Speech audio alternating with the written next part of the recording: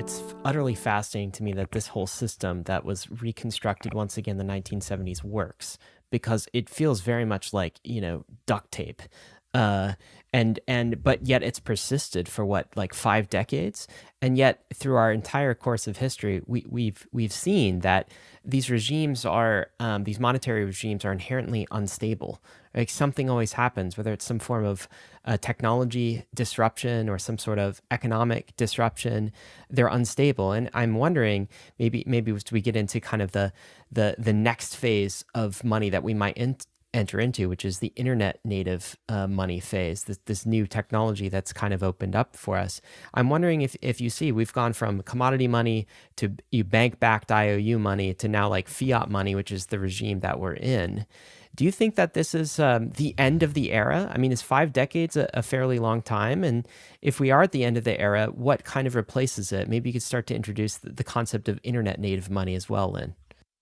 So as we encounter the global financial crisis, and then as we encountered the 2020s, COVID crisis, fiscal crisis, I do think we're entering the later phases of this current era. I don't think it's going to end next year. I think a network effects generally take a long time to be competed with, but I think we're entering that now. I think there's more geopolitical alignment against that.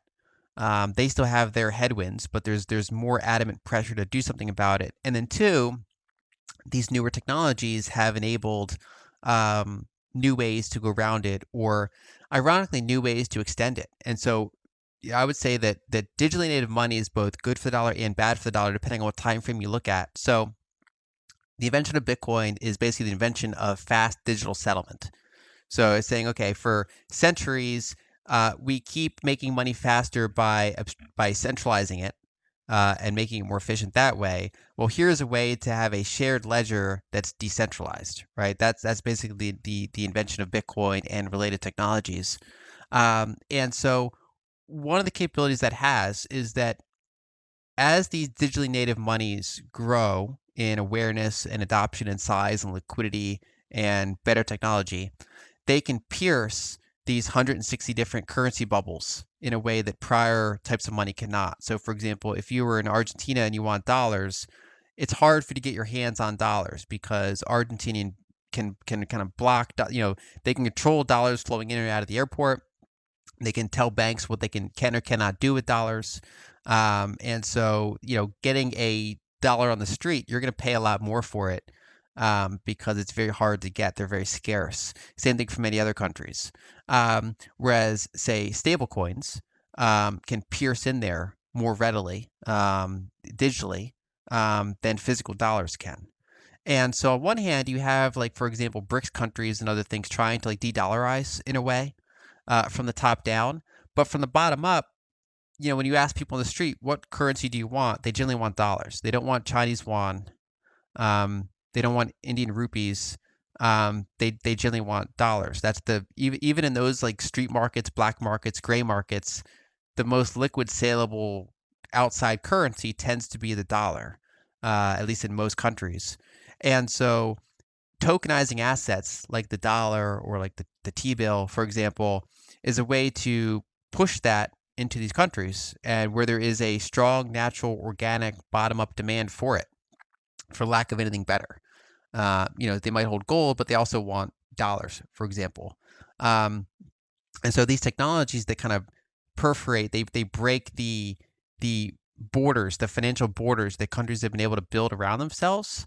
My expectation is that those are going to keep being frayed. Those are going to keep weakening over time as long as this technology keeps getting better and people get more and more awareness of it. And so I think this current era of like 160 different local currency monopoly bubbles is increasingly untenable. And what you generally see is when a currency is no longer able to, like a government is no longer have enough power to manage its own ledger, it gets kind of forcibly dollarized. So whether it's Argentina or Lebanon to varying degrees, people start protecting themselves by gravitating towards other monies. Now the question is, what happens when the U.S. and Europe and Japan? What happens when these major currency blocks themselves have fiscal spirals? So even those systems are not stable. as the United States digs itself deeper and deeper into a negative net international investment position, as our public debt as a percentage of GDP keeps increasing. And, one thing to consider is that for like 40 years, the United States was increasing its debt to GDP. So we went from 30% debt to GDP up to 120% debt to GDP from, say, the end of the 1970s until the beginning of the 2020s. But that was actually somewhat sustainable because interest rates kept falling. And so if interest rates fall from 20% to zero, you can increase your debt without increasing your interest expense, at least relative to your income, relative to your GDP, relative to your tax revenue, however you want to define it. But the instability of that system starts to reveal itself once you get down to zero interest rates, bounce along that for a while, and then start to increase from there again, right? Because there's no longer an interest rate offset to the rising debt. And so now interest expense in a lot of these countries is starting to become a major problem. And central banks can lose control of the rate of new money supply growth because all of their tools are designed to slow down bank lending.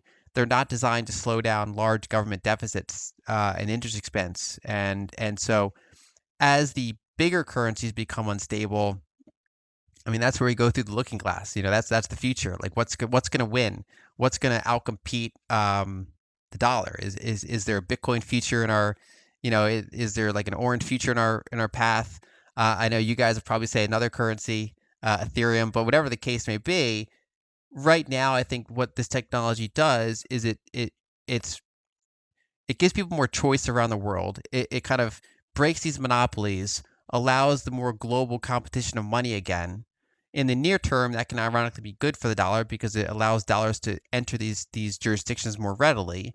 But in the long run, as the dollar itself becomes unstable, you have scarce bare assets that are basically digital gold, digital money, scarce money in a digital age. If you enjoyed all of that, then you'll absolutely love the Bankless newsletter. Join over 300,000 fellow readers, all for free. Click below to sign up.